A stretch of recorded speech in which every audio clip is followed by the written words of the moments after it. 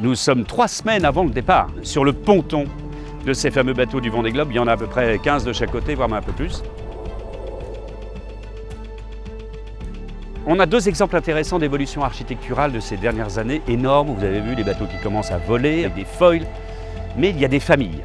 Et il y a eu une grande évolution dans le domaine du Vendée Globe, ce sont les étraves. Les étraves, c'est l'avant du bateau. Sur l'Occitane, le bateau d'Armel Tricon, il est un petit peu plus rond que la moyenne. Là-bas, très différent sur Corom, beaucoup plus presque classique vue de profil. Par contre, très large assez vite. Tant sur tous les bateaux de génération de foil, il y a plein de formes de foil différentes. En gros, l'Occitane, c'est plutôt une sorte de serpe, alors que du côté de Corom et chez d'autres, c'est plutôt des formes un petit peu de succession de plans porteurs un peu différents. Et c'est surtout l'illustration de l'évolution de ces bateaux qui avancent à très grande vitesse avec un pilote ou une pilote qui est à l'intérieur et qui ne voit même pas devant. En gros, on navigue face à un mur en permanence.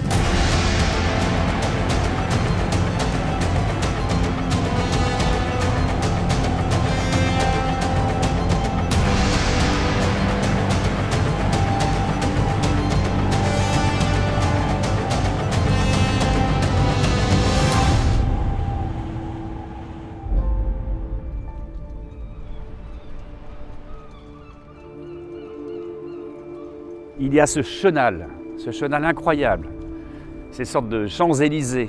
On a forcément une émotion forte quand on sait ce qui va se passer, quand on sait ce qui s'est déjà passé.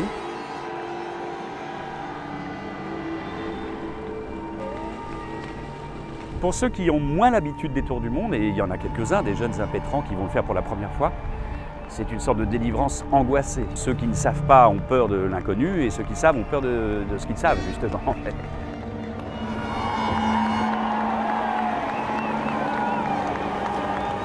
Et puis les bateaux se retrouvent au large en train d'attendre. C'est la première fois que le marin va enfin se sentir un peu seul. Il y a encore une ou deux personnes à bord de son bateau. Puis il y a un compte à rebours, on sait exactement qu'une heure avant le départ, on a commencé à hisser les voiles en fonction des conditions météo. Et enfin, la dernière personne va sauter sur un Zodiac ou dans l'eau directement. Et là, enfin seul.